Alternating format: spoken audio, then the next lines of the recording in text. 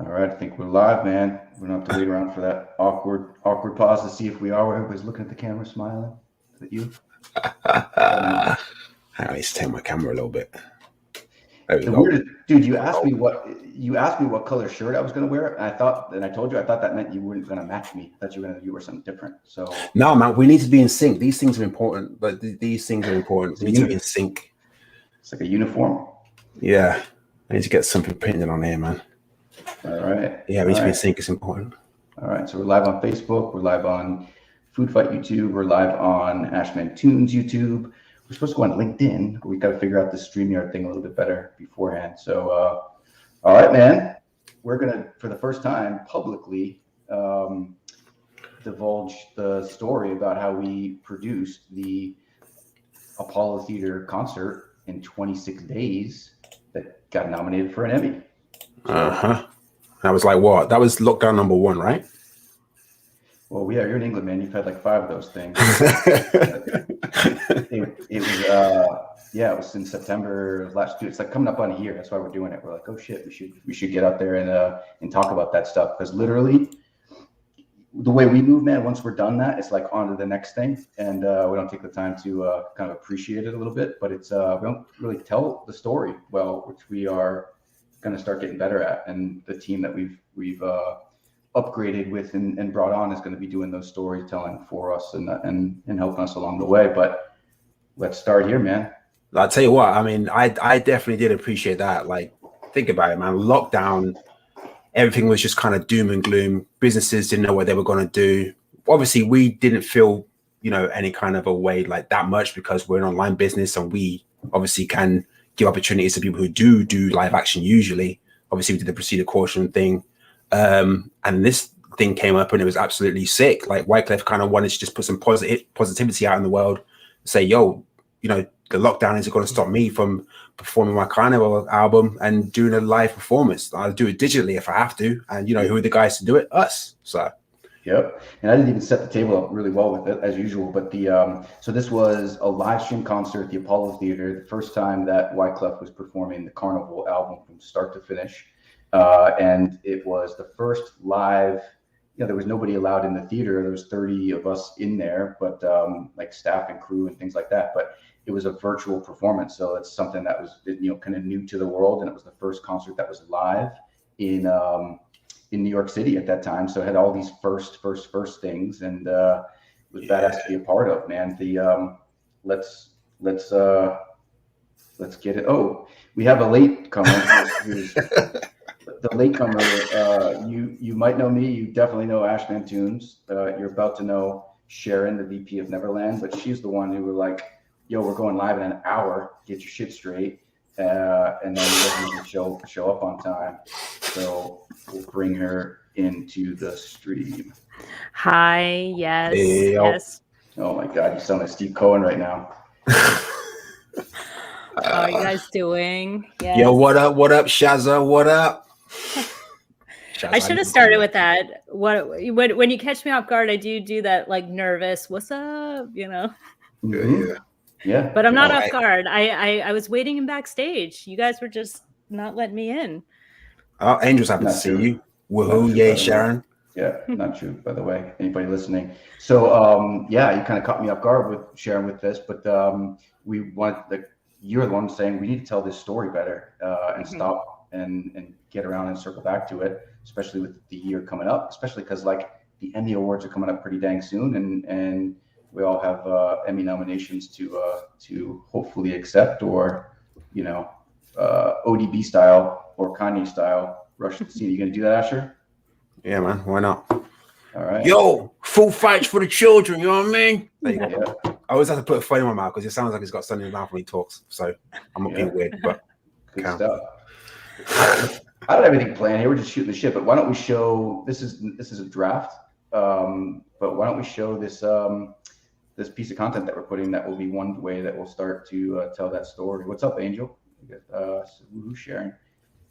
Let's add it to it. Let's play this puppy. All right. Fingers crossed on the internet connection. Am I breaking up? Am I breaking up? No. I'm just saying when you play the video, it should be fine.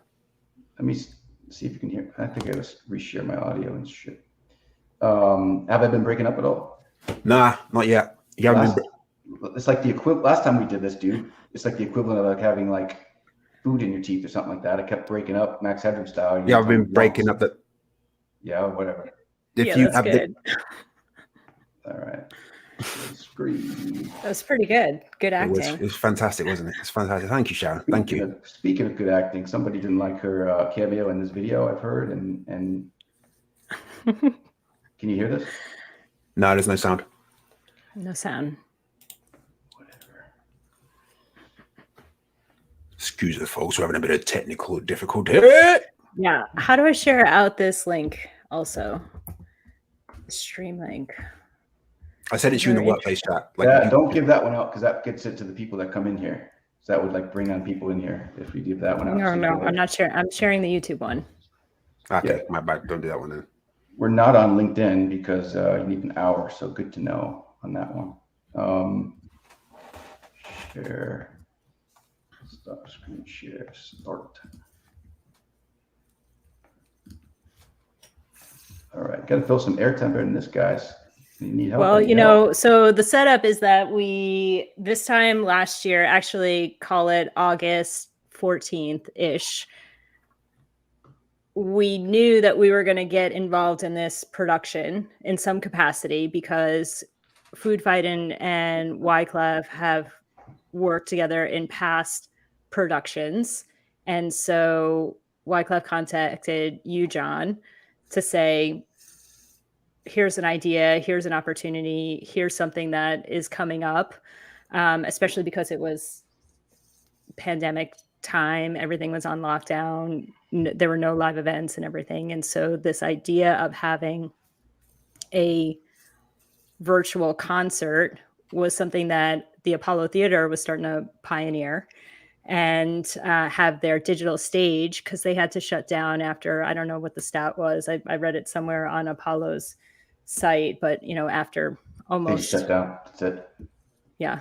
Okay. So here we go. This was our real life realized this time last year. Yep. Taylor Pearson, what's up? And I'm gonna find that dang window again. Here we go. Are you familiar with the Apollo Theater? Yo, Yo, we have less than 26 days to figure out the visuals for an Patchy. hour and 60-minute concert at the Apollo Theater. You're ashy on Patchy. That's the one. That's the thing, famous one in America, isn't it? You ever heard the Apollo Theater? yeah. Hour and 60-minute concert at the Apollo Theater. Mm-hmm. Okay, tell me more. So he's going to be up on there singing that. It's an hour and 16 minutes. And then in the back of that will be our visuals. How's the rest of your summer looking? It can be pulled off. We just got to be organized with it. Sharon will help. 26 days. Got it. Let's get a doc started. Yep, sure. Yep. I don't know how it's going to look yet, but I'm in the process of thinking about how we could pull that off. And I have an idea. I have a lot of ideas that this will be done, and it'll be done stress-free. I can tell in your head it's already done. That's the thing with you. Once you get an idea in your head, that's it. It's done. I'm doing it. I don't know how I'm going to do it, but we're going to do it. I don't know. I just know we're going to do it. I think that I have an idea, but I don't know if we're going to be able to pull this off. It's a virtual performance at the Apollo Theater. Goosebumps. Good stuff. Good stuff, guys. Just for the record, I have one of those as well. I was just gonna say, man. I was grabbing my IDD. I picked it up. You always got it back. Is this like a food fight twitchy thing that I had to get involved in? We could do one of those things where, like, I go off screen, you could grab it. Oh God! My left and right is keep getting. Talking. Yeah, it's not gonna work this way right here. Come on, cut it up. Get it. Whoa! Good job. Across the pond, you guys are scratching each other's backs. There you go. I got a big giant back fungus though, so I would have washed that. That's what I got one, man. Yeah, that's for your telehealth calls, not this one. Yep. So that's that. So literally, we had 26 days to put something on. We had no idea how we were going to do it. Look, that's not even the craziest part of the story. Wyclef's album, The Carnival, legendary, but it has all these interstitial skits that if he's going to do the album true to form from start to finish, what you can do with those skits is perfect for animation. So these courtroom skits and things like that. So that was actually only our original scope. And then it became like Friday before Labor Day weekend, like less than a week before the show. And we kind of got jumped in and started doing the background visuals, which is what Sharon was doing in the whole concert. I mean, you saw a little bit of how that looked, but we'll have to put a link in here or show some of that concert of what that looked like. Like literally the background visuals on that stuff, we had a hand in along with our boy Ray Flacco, really all of them. So pretty badass thing to do. And Sharon, you started how long before that we did this? I started with Food Fight, about, I don't know, 6 weeks before that production kickoff, or the idea, the nugget of an idea of this could be coming down the pipeline. So I was coming in to try and not necessarily be directly related to productions right off the bat, but from a business and creative operations standpoint. And this production was certainly the first dive in deep on making sure that we were buttoned up, because there's no September 10th. September 9th was the concert, and we had to be on point, and we were, and thank goodness we were, because now Emmy nominated. So yeah, man, I think you did such a sick job with those visuals, and like you took a lot of pressure off my back, because it's like when John was saying earlier, we were only supposed to do the skits from the album, and then all of a sudden it's like, dude, man, we're doing the whole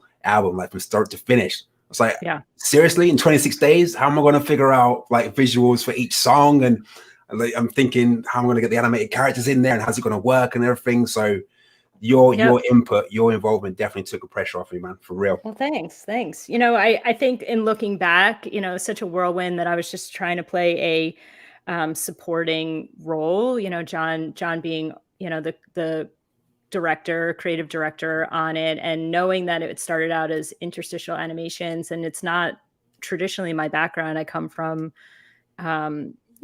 photo and live action video studios. So I was trying to take that supporting role on animation, and what I was seeing up until the 5 days before was primarily animation that I was helping with, making sure that everybody had their touch, and the tasks were advancing as needed so that we can deliver on time, some creative input. And then what was it, the Thursday before Labor Day weekend, because it was a Labor Day weekend. Here we are, we're going into Labor Day weekend. I gave John my daily chat of, hey, checking in, what do you need for Apollo? And I think you were kind of like, I don't know, maybe just start putting together some ideas of visuals for the balance of the album, and it was this like, just do something, because you didn't really know what we should do, but we should have something ready, You gotta start. And it was Labor Day weekend. You were on vacation, or you were back home, down here in Florida you live, but you were up in New York back home. So you Labor Day weekend basically was putting these things together all the way down to the last minute. You drove. So most people like fly these days, but you drove with 2 young kids, and you had your laptop. I can picture you in like Maryland or South Carolina or something like that with like, getting car sick or what?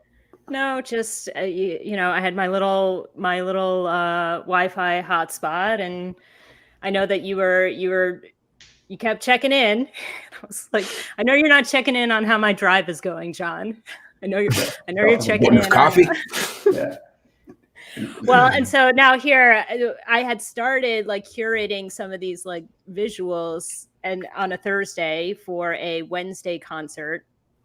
So we had, that was a 6-day away thing. And I send it over to John, and I said, hey, you know, like, let's chat about this. And I started talking him through, like, Apocalypse was the first one. And I don't think anybody, unless you're a true diehard Carnival album fans, know, you know, Apocalypse, because it wasn't necessarily one of the you know, biggest hits, but it's the first song on the album after the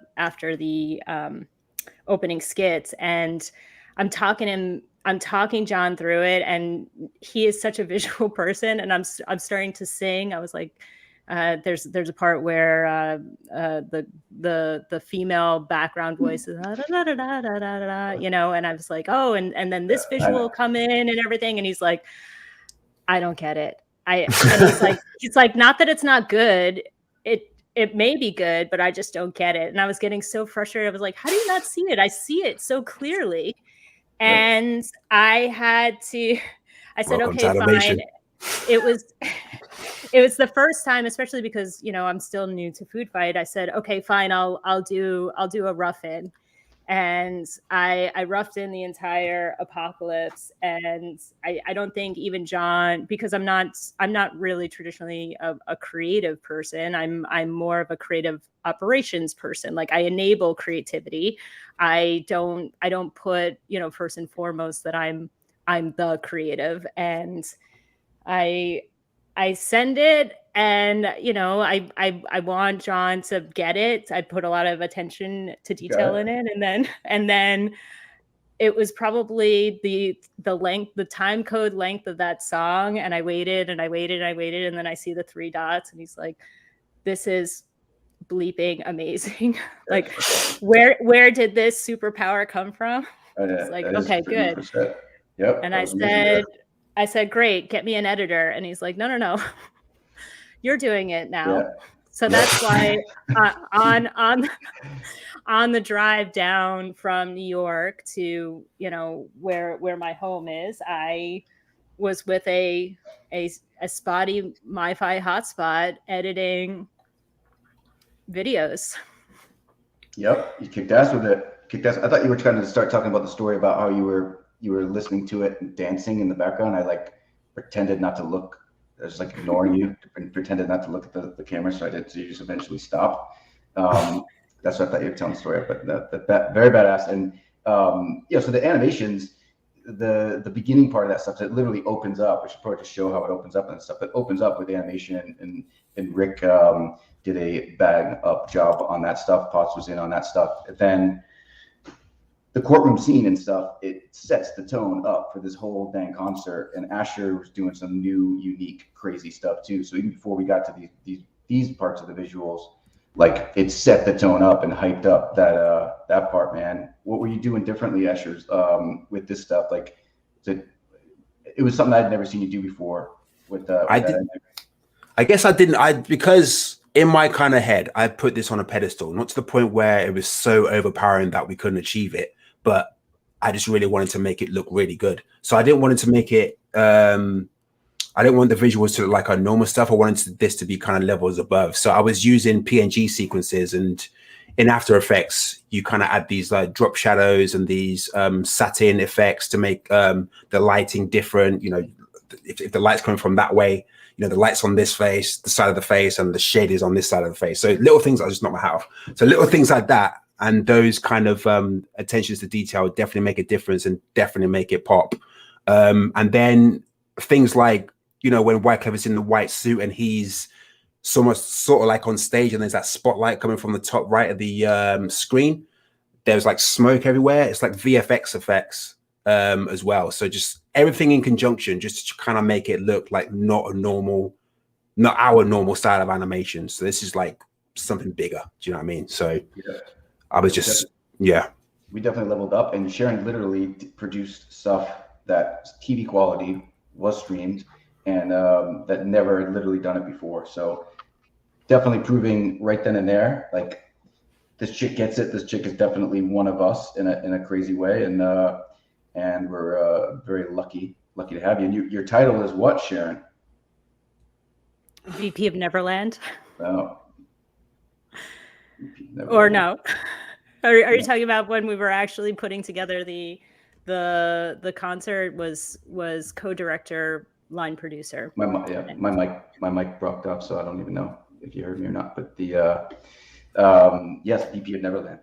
That's your title. Why was it? Why did you call it? Why did you dub yourself? I don't know. I When I first joined Food Fight, it was John, Asher, Potts, Paul, and Rick, and it was just a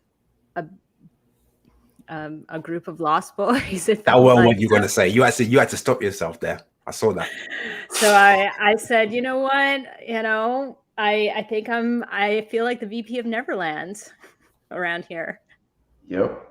And then now, a year later, we're like more chicks than dudes in that stuff, right? So you've definitely taken over the. You've definitely taken now over. I'm the SVP of Neverland. SVP of Neverland, whatever. Yeah, man. So, what do you also want to chat about? I had speaking about back on the whole Apollo Carnival thing. I had never heard that album until it was put to my face and say, "Yo, man, we're going to animate this thing." Before, obviously, I know who Wyclef Jean is. I'm familiar with the Fugees, the Score, Lauryn Hill, Praz, both together as a group and individually. Familiar with all their music, but the Carnival was completely new to me, and now it kind of hits heartstrings now when I listen to the Carnival, or when I trust me, you can ask my girlfriend, right, and my daughter if she could talk. After we produced this thing, I had downloaded it and put it on my phone. Anytime I finish work and go cook in the kitchen, that would be my Bluetooth speaker, full pelt, and I'd be watching it and cooking and listening to it because I was so damn proud of that thing. Yeah, soundtrack to your life now. 100%, 100%. It definitely has. I have an emotional attachment to that because, like, personally, obviously for everybody, we were going through COVID. Nobody knew what they were going to do, like with their, business and where their life was going. So things were kind of up in the air. And, Savannah was starting to grow up, my daughter, and starting to get a personality and things like that. So it was just a time where it was kind of hard, but at the same time, this kind of gave me drive and a bit more purpose, if that makes sense. So that's my little sentimental, softy anecdote. Well, when we were first starting, and actually I looked back in one of our internal meetings that we had when we were first starting this, and this was even before Wyclef briefed us even further on some of his direction that he wanted us to go in. But the idea that in 1998 he produced this album, The Carnival, and it had all of the it's themes that keep recurring in society that need to be rectified. And here we are, 35 years later, and it's still an issue for society. And some of these hip hop and rap artists, they're somewhat clairvoyant, where they're foreshadowing problems and the conflicts that are going to come to be. And it was amazing, even with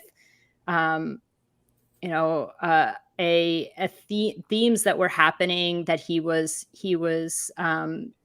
producing back on that album are still happening. So I never I never listened to the full album. I only had my faves, my top, the top ones that were on the radio. And then being able to get immersed in it, when we had this project and read about, some of the reviews of the album when it first came out, and even still to this day, people commenting about that level of detail that went into it was really impactful. Yeah, 100%. It's one of them albums that is timeless, because all the things, as you said, is talking about all the things are still happening right now. But it's the way, for example, the song Bubble Goose on the album, the way he kind of talks about, it sounds like a cool, chilled out, mellow type song. But if you listen to the words, it's dark. So the way he's able to juxtapose both themes and still make it a kind of cool song at the same time with a kind of, a hard hitting message almost, kind of, just to make it more palatable is really cool. And there are obviously other songs like that on the album, but that's one that sticks out to me a lot. Yeah. John, how do you feel about Bubble Goose?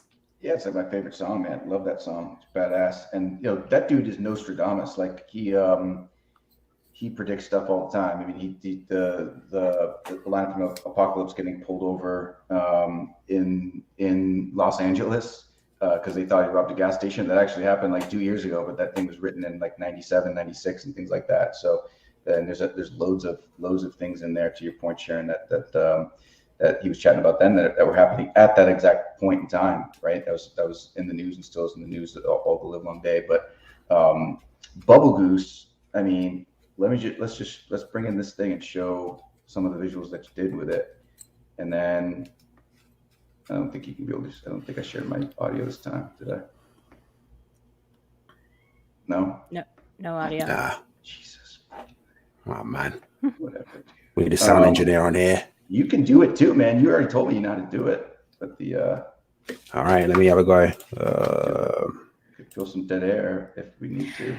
Well, there was a cameo in our animation skits, which also has a next level tie back to Food Fight Studios and why I'm here, right?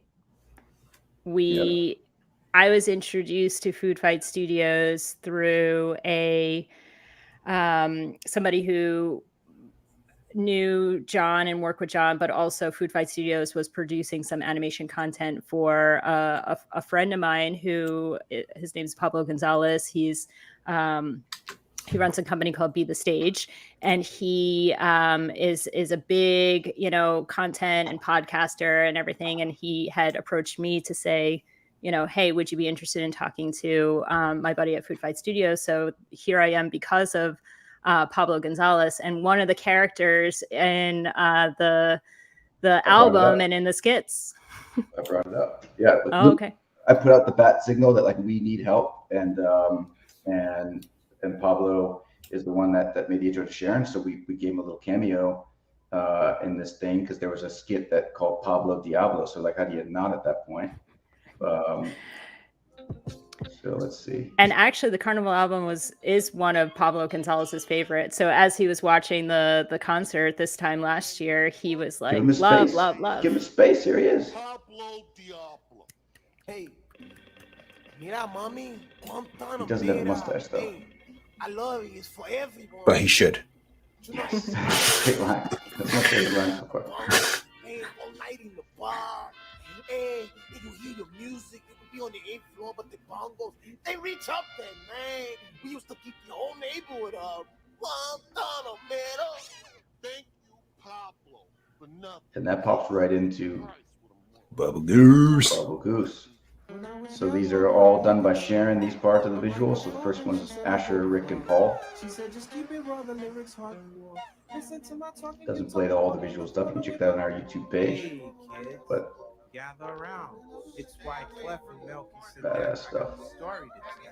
So Sharon, what was your process with the visuals? Were you just like listening line by line thinking, might sound silly, but like were you listening line by line and thinking, yo, that could, a school children could be here and this could go there, and or did you just what's your Yeah, I think it's the nice thing about music is it's kind of like or reading a book, it's kind of like a dream, it's an interpretation, it's how you visualize it. And so I just, as the lyrics were going, I was visualizing what is the story I want to tell, but also you have to do content and context, right? And knowing that you have this, I've done experiential productions before. And so having this large format screen and it's supposed to be supporting of these artists, I didn't want it to be distracting from what was happening on stage with Wyclef, and just what is the immersive content that's going to support these lyrics,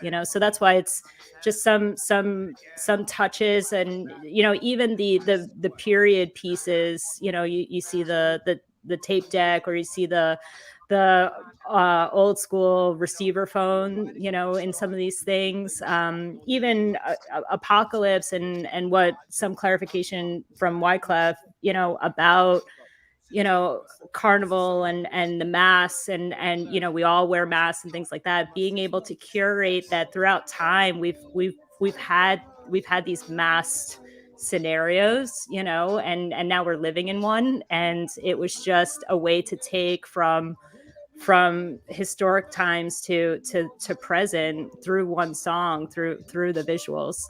So yeah, it's just definitely a creative process. Sometimes you know, you strike gold with some of the creativity. So That's cool, man. That mask concept, I love that. I didn't even pick up on that. That's cool.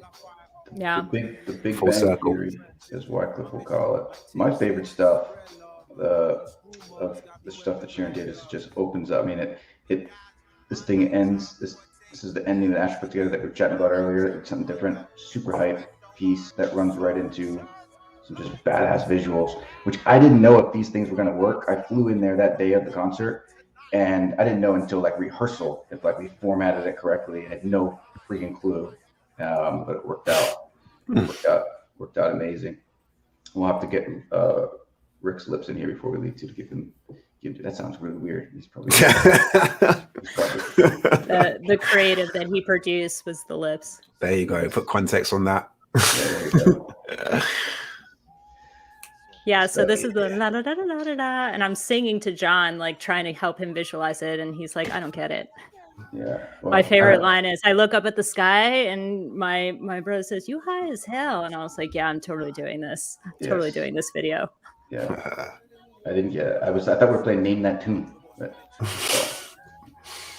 I love that little soldier Viking tent thing, and then how it all kind of blends in right here with I didn't even know his wardrobe was going to be the carnival mask, you know. So he came out in his and it lined up perfectly with our, you know, and he's saying we and the guy that we sourced is going no. Oh no, yeah. Oh man, them fine details right there. I know. We should have just started the live stream just doing stuff. This is like Mystery Science Theater, but like cooler because like we know the stuff better. Just breaking everything down. That's so cool. Hopefully the audio works this way. But yeah, badass. Whoop, camera guy fell down there. And shout out to those camera dudes. That's a lot of work, and they're also Emmy-nominated. My boy Rocco in there and his crew, like they're the ones that like they got this stuff from us like last minute, and they didn't know what was going to go up on stage, like literally until like 2 or 3 hours before the show. It's like that was what we picked. Like, all right, we're going to cut in here, we're going to cut out here. That's when they got the list, and then they put this together and blended it in like seamlessly, man. And they kicked ass with it. How far were you from the stage, dude? I could have gone up as one to one, but I'm one of those dudes that just sits in the back row no matter where I am, like clap. And so I am like literally the second to last row or third to last row. Actually, I sat right behind the sound dudes with all the monitors just so I could watch it a little bit too. But, yeah, you could watch. It's a small theater. I mean, it's a huge theater when you get on stage because it has like 2 stories or like 3 decks up there. It's like, oh shit, it's big, but like it's super small and intimate when you're there. So you can just like walk up and you could yell to somebody on stage easily and hear you. The mic fell out. Well, it's nice that it, you know, the uniqueness of the time was that only 30 people were allowed in, and including the band, you know, and so you're one of 30, and so that also allows that very like intimate experience and somewhat surreal to be in a theater that normally would be packed and you wouldn't have that level of like intimacy, but this was being present there while we're watching it and the world is watching it digitally is really special. Yep. Really special. And didn't he go out? He went out onto the streets at the end. Yeah. So that was another thing I think that really brought a nice touch for the night, you know, where people out in New York City, you know, got to see this artist just come out and perform, and there were carnival dancers and everything, and I really think it at a time where we were feeling the pressure of being so, you know, confined with There's another animation coming up, and that was filmed like the week before that stuff, but the going outside. I think our animation, the Celia Cruz animation, comes up, which is cool to me, man. Like Celia Cruz, like famous in the Latin music scene, and she's no longer around. So being able to, like, for lack of a better term, bring her to life, back to life, and that stuff. I mean, how cool would that be to know? I think it'd be cool. I won't speak for anybody, but to no longer around, but your legacy gets played up because the song that you were in is now on the Apollo Theater with your likeness cartoon character. So I love that aspect of it. And Rick did this, man. Shouts out to Rick. Badass. Flacco on here on some of the edits. Badass dude. Fat Joe. Joey Crack. Yeah. John Forte in there as well. Yeah. Very badass. Very badass. Any closing words, or you guys want to keep going? That's up to you. I mean, I think you have to go back to the lips just so that we can for sure. make sure that people understand what Rick's lips means. Maybe And you don't want to we now. Maybe I don't. we struggled a little bit because we wanted to. I remember, pre-producing this sequence where we wanted to have, like, dancers come in and everything, and we were certainly getting it to a point where, what are we really trying to communicate? And we're trying to communicate the setup for the court scene and not have to detract from it. So I'm glad that we landed on this, like, big lips, just telling the intro skit. I mean, a big part of this that is, like, we can get shit done, but we, like, first we're just looking at, like, what do we have to work with. So the use of the lips partially was that we can still make it look badass, but we can knock it out in relatively quick time. So the lips have, what is it, 8 movements or something like that, Asher, something like that. Some of that. I mean, Rick did this, but I think they're literally individual different mouth shapes and stuff like that. I think there was about 6 or 7. Yep. So we're trying to see what we have to work with. Like, and obviously it has to start with, it has to be great, it has to be badass, it has to be amazing. And then it's like, how do we achieve that in that time that we have to do it? So the lips partly was because that that was an add-on. We didn't have time to knock out everything, but I think it works. I think it's badass. I wouldn't change it at all. John, what was your vision with having Archie Bunker as the judge? Man, I'm always liking parody stuff. And there's always things I watch this again. Like, I wish I had a different lawyer in that, but I don't know. Like, so Archie Bunker is I just like to do parody. We like a suit now because it's not really all characters involved in this thing. They're not really them, all even the ones that are whatever that South Park says. I wanted to, he's do parody stuff, and he's known, like, the Archie Bunker character was known as a guy that was like a bigot and all of those things. So, the judge, we just made him in that space. That's it. That's why. It's badass.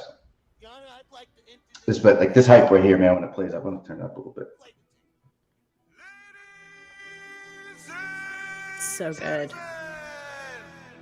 Right about now, if you're driving in your car, you stuck in traffic, I beg you, turn up your radio. We are not stopping for no red lights tonight. Blow your horns. Close the bar down, because we are coming to rob you. Ladies, we beg you, hide your purses.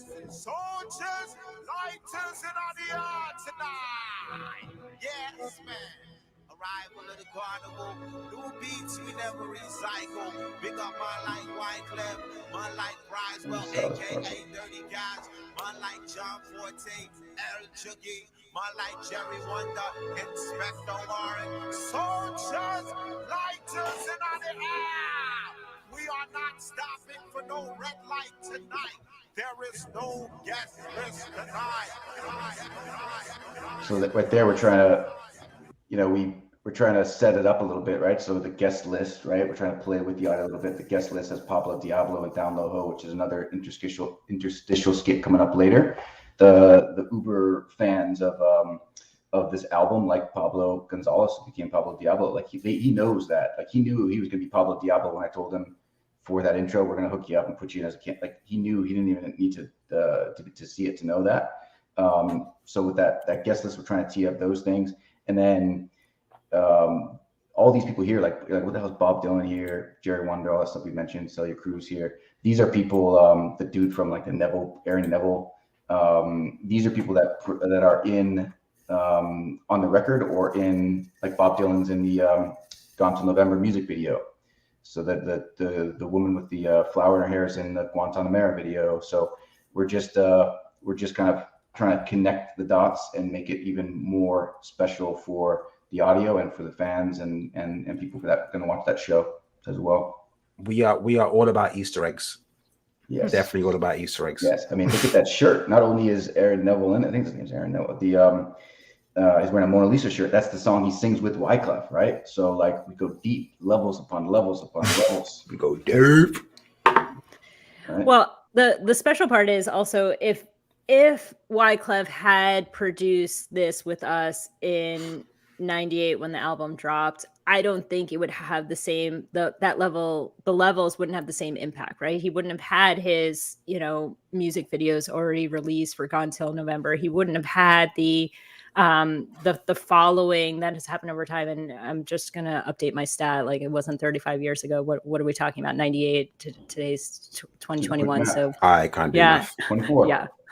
24, not 35. I said 35, but it's 24 years ago. So, but I think having 24 years of following and impact and allowed us to have those layers, otherwise if it was right out of the gate, it wouldn't have had the same impact. Mm-hmm. So. Definitely agree. Well, guys, super fun. I'm glad that, we're coming up on a year. We'll have to celebrate in some way, an anniversary. We could celebrate by having another one of these, another digital performance with whomever. Yeah. Who else should we do? Who else? What other concerts would you want to do if you had your choice, John? I thought you were going with Asher with that stuff. I don't think so. Go with Asher. I'll try to think of something. Yeah, to buy you more time. Asher's answer. I mean, they already brought back Tupac, but I'm all about probably bringing back one of the legends that aren't with us anymore. Michael Jackson type stuff. And I mean, I know he probably doesn't have skits on his albums, but there's probably a lot of imagery that we could do in terms of mixing live action with animations that we could do for Michael Jackson. That'd be sick. There's too many to name, but that's the main kind of concept for me anyway. Yeah. I would like to do Amy Winehouse, speaking of like bringing something back and not having the artist with us to do that. I would love Amy Winehouse's people, please call us, because I would love to produce a visual digital The concept. manager's the dad. Haven't you seen that documentary? Like, you don't want to be doing business with him. So no, don't call us Mr. Winehouse. Okay, fine. Don't call I us. thought you were going to say Josh. I thought you were going to say Josh Groban. I was like, oh, so close to Josh Groban. stop. Yeah. So yeah. No idea. If anything, if we're gonna go Josh Groban, I'd rather go Michael Bublé. If we're gonna do something, if we have to go that route, let's do the Bublé. You Oh wouldn't. God, you're a bubbler as well. If we do that, you wouldn't be late to that live stream, would you? No, I would not. I think I'm always a minute late. I'm sorry, guys. Minute or two. Might have been a minute late. It's an expression. It's your meeting, though. You invited us. You invited us to your meeting. So. Maybe it's a power play. I don't know. Yes, Michael Bublé. Angel. God, even Angel saying agrees. Michael Bublé. Goodness me. Each their own. That's what you get when we start having a different set of tastes and genders in the mix. We get more balance on the opinions. Michael Bublé will be. There is one song that I want to animate, and is this Andy Mineo song called Jackson Pollock. It's not one song. This is one song I would love to do. It's not an entire concert like that. It's just a badass song that I can already see the visuals with it. Much like some of the some other Wyclef songs, like I can totally see the visuals for it. I just need to articulate it and tell you what I mean by it instead of having you figure it out yourself, Sharon. Yeah. Do you want to give us a little lyric or two? Help describe it. How you visualize it? No. No. Do you want to take us out with either a Michael Bublé thing or No. No pressure. We'll look at the analytics on YouTube after, but like maybe the spikes already. People are already dropping off now because we're about to wrap up. But would the spikes go up or down if you take it up? Maybe they might. I don't know. Maybe we'll just do a mic drop. What is on your mic? Yeah, I like duct tape or something. What do you duct tape on your mic for? It's not duct tape, guys. You know what this is. This is it's I call it a mic condom. A mic condom, yeah. Who the hell needs a mic condom? Like you share on your mics? Yeah. Well, Who do you share your mics with? Yeah, like a studio not now because we're sort of still stay at home, but my life is a production. So I bring the big speaker. I have the mic, for experiential events, and I don't want to share germs with anybody. It's a very Japanese thing. I thought you were doing women for on the like street, karaoke. women on the street interviews. Yeah, or something no, at the supermarket. I'm not that like influencer or anything. I'm actually just too OCD. Like. All right. Well, all right, drop the mic with or without the condom. All right. Done deal. See you, everybody. Peace. Bye.